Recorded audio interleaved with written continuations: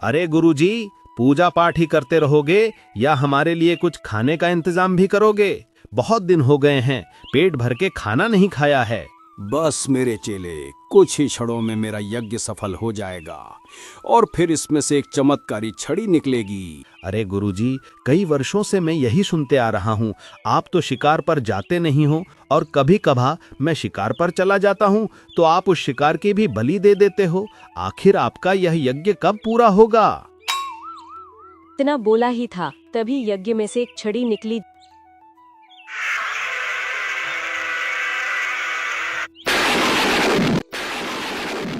जिसे देखकर चेला काफी प्रसन्न हुआ। अरे गुरुजी, ये देखो, यज्ञ में से छड़ी निकली है। अब तो हम बैठे बैठे खाना खाएंगे। ये छड़ी तो बहुत जादुई लगती है। हाँ मेरे चेले, ये छड़ी जादुई है। ये सब कुछ कर सकती है। ये किसी का भी रूप बदलवा सकती है। ये छड़ी एक चमत्कारी छड़ी है। सच में गुरुजी, छड़ी किसी का भी रूप बदल सकती है? अगर जैसे मुझको शेर बनना हो तो क्या ये छड़ी मुझको शेर बना सकती है? हाँ मेरे चेले, ये छड़ी तुमको सब कुछ बना सकती है, चींटी से लेकर हाथी तक। तुम बताओ तुमको क्या बनना है? गुरुजी, क्यों न हम शेर सिंह के जंगल में चले जाएं? वहां पर बहुत सारे शाकाहारी जानवर रहते हैं। तो गुरुजी, अब जल्दी से तुम मुझको शेर सिंह बना दो, फिर मैं उसके जंगल में जाकर वहां का राजा शेर सिंह बन जाऊंगा। हाँ, यही तो मैं कहना चाहता था कि जिस जंगल में ज्यादा शाकाहारी जानवर हों, उसी जंगल में चलना। तुमने सही कहा, शेर सिंह के जंगल में बहुत सारे शाकाहारी जानवर हैं। तो गुरुजी, अब जल्दी से तुम मुझको शेर सिंह बना दो, फिर मैं उसके जंगल में जाकर वहाँ का राजा शेर सिंह बन जाऊंगा। अरे चेले, ये छड़ी ऐसे काम नहीं करती। मैं तुझको यहाँ पर शेर सिंह नहीं बना सकता। जब शेर सिंह तेरे सामने होगा और तू उसके सामने होगा, तभी मैं तुझको शेर सिंह बना सकता हूँ। और तू अपना रूप उसको दे देना, यानी वो गीदड़ बन जाएगा। अच्छा, तो ये बात है गुरुजी। वैसे ये छड़ी कैसे काम करती है? इसका मुझको भी कुछ मंत्र बता दो। जब मैं शेर सिंह के सामने जाऊंगा तो मैं उसको कैसे गीदड़ बनाऊंगा और खुद कैसे शेर सिंह बन पाऊंगा?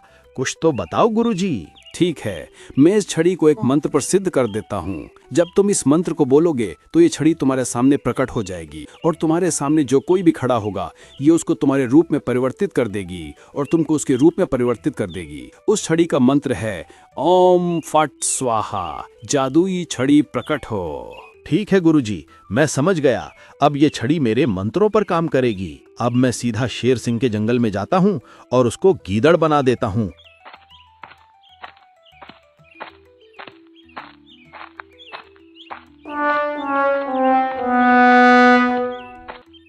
और वो सीधा शेर सिंह के जंगल में जाकर रुक गया। तभी उसको शेर सिंह खड़ा हुआ दिखाई दिया। वो उसके पास गया और अरे कौन हो तुम, और मुझको ऐसे घूर कर क्या देख रहे हो? देख रहा हूँ, तुम्हारा राजपाट काफी अच्छा है और तुम्हारी बॉडी भी बहुत अच्छी है। मुझको काफी पसंद आ गई है।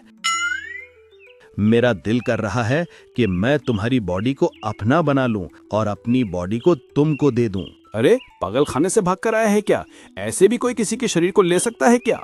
कौन हो तुम? मैं हूँ गुरु का चेला, मेरी माँ चुड़ैल की बेटी, बाप शैतान का चेला। अभी मैं तुझको अपनी छड़ी का कमाल दिखाता हूँ और तुझको पलक झपकते ही गीदड़ बनाता हूँ। ओम फट स्वाहा, मेरी जादुई छड़ी प्रकट हो और अपना कमाल दिखा।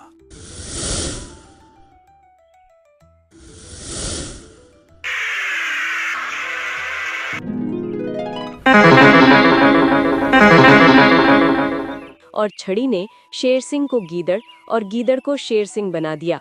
और गीदड़ बनते ही शेर सिंह भूल गया कि उसके साथ क्या हुआ है।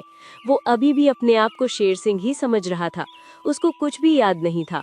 और चेला शेर सिंह बनकर जंगल में पहुंचा।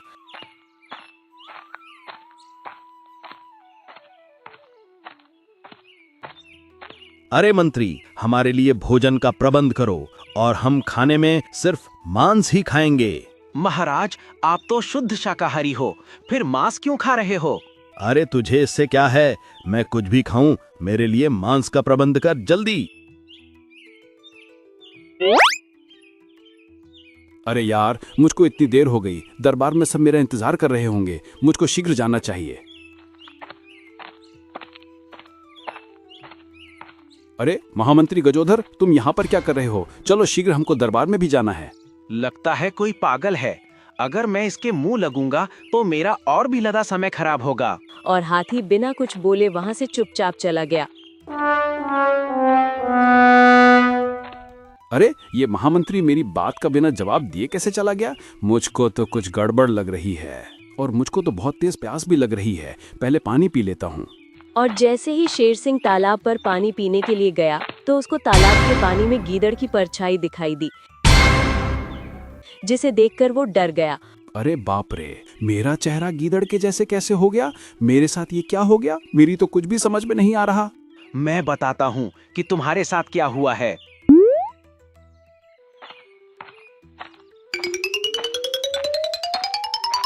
आप कौन हो और आप मेरे बारे में कैसे जानते हो? मैं सब जानता हूँ और मैं उसको भी जानता हूँ जिसने तुम्हारे साथ ये गंदा मजाक किया है। तुम्हारा रूप लेकर वो तुम्हारे जंगल पे राज कर रहा है और अपना रूप तुमको देकर तुम्हारे जीवन को बद से बदतर कर दिया है। आप जल्दी बताओ, कौन है वो जिसने मेरी इस तरह की हालत की है? वो दोनों गुरु चेले हैं और जिस गीदड़ का तुम रूप लेकर घूम रहे हो वो उस गुरु का ही चेला है। और उसका गुरु एक यज्ञ पर बैठा है। जब तक उस यज्ञ कुंड में अग्नि प्रज्वलित रहेगी तब तक उसके जादू का असर तुम पर रहेगा। और जैसे ही उस यज्ञ कुंड में से अग्नि जलना बंद होती है तो तुम पुनः अपने शेर सिंह के रूप में आ जाओगे। और वो चेला रात के अंधेरे में अपने गुरुजी के लिए ताजा मांस लेकर जाता है।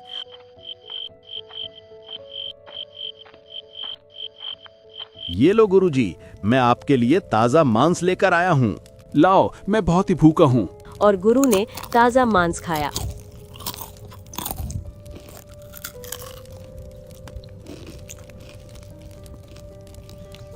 गुरुजी, मुझको एक बात का भय लग रहा है। अगर किसी दिन हमारी असलियत का पता चल गया तो शेर सिंह मुझको जीवित नहीं छोड़ेगा।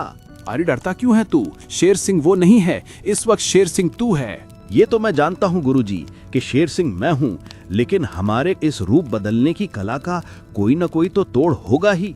अगर किसी ने इसका तोड़ निकाल लिया तो इसका सिर्फ एक ही तोड़ है। जब तक मेरे यज्ञ कुंड में अग्नि जलती रहेगी तब तक तुम शेर सिंह बने रहोगे और जब ये अग्नि बुझ जाएगी फिर तुम अपने असली रूप में आ जाओगे। यही इसका तोड़ है।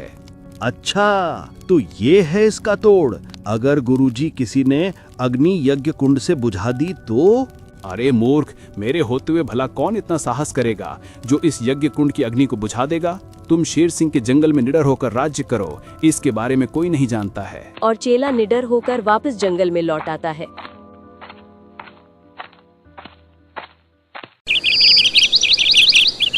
राजन, अब उचित समय आ गया है कि हम उस ढोंगी गुरु को अच्छे से मजा चखा सकें। लेकिन उस जादूगर गुरु से लड़ना इतना आसान तो नहीं होगा। जब उसका चेला ही इतना खतरनाक है कि वो मेरा रूप ले सकता है तो सोचो उसका गुरु कितना खतरनाक होगा। वो तो हम दोनों को भस्म कर देगा। आप एक राजा होकर इतने डरते हो, आपने ये सोचा है कभी कि आपका ये डर आपके राज के लिए कितना घातक हो सकता है? मेरी बात मानो, अगर तुमको अपना रूप पाना है तो तुमको उस यज्ञ कुंड की अग्नि को बुझाना ही होगा। मेरी बात को ध्यान से सुनो। मैं उस गुरु पर पीछे से हमला कर दूंगा और तुम उस यज्ञ कुंड की अग्नि को बुझा देना, जिससे दोनों गुरु चेले की जादुई शक्तियां समाप्त हो जाएंगी और फिर वो हमारी तरह ही साधारण जानवर बन जाएंगे। फिर हम उनको अपने जंगल में लाकर सजा देंगे। आपको जो भी उचित लगे वो करो, मैं आपके साथ हूँ, चाहे इसके लिए मेरी जान ही क्यों न चली जाए। और दोनों हिम्मत बांधकर गुरु के पास गए।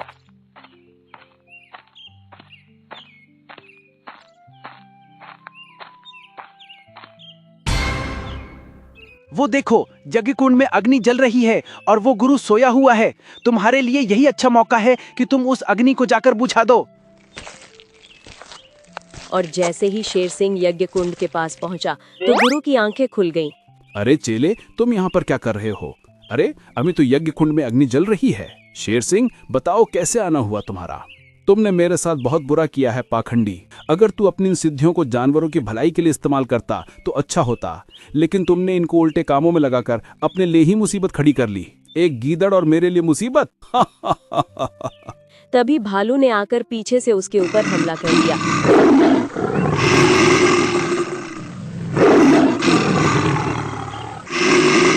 शेर सिंह, जल्दी से तुम यज्ञ कुंड की अग्नि को बुझा दो। और शेर सिंह ने गुस्से में आकर उस यज्ञ कुंड की अग्नि को बुझा दिया। अग्नि के बुझते ही शेर सिंह बना गीदड़ अपने असली रूप में आ गया। अरे ये तो हमारा राजा नहीं है, ये तो एक गीदड़ है जो हमारे राजा के भेष में था अब तक। अरे बाप रे, लगता है किसी ने यज्ञ कुंड की अग्नि को बुझा दिया है। अब तो मेरा भंडा फूट गया, मैं फिर से गीदड़ बन गया। और शेर सिंह भी अपने असली रूप में आ गया। अरे भालू काका, देखो मैं भी अपने असली रूप में आ गया। अब इस गुरु को हमारे दरबार में ले चलो, वहीं पर इन दोनों का सजा मिलेगी। और राजा शेर सिंह ने उन दोनों को कारागार में बंद करवा दिया।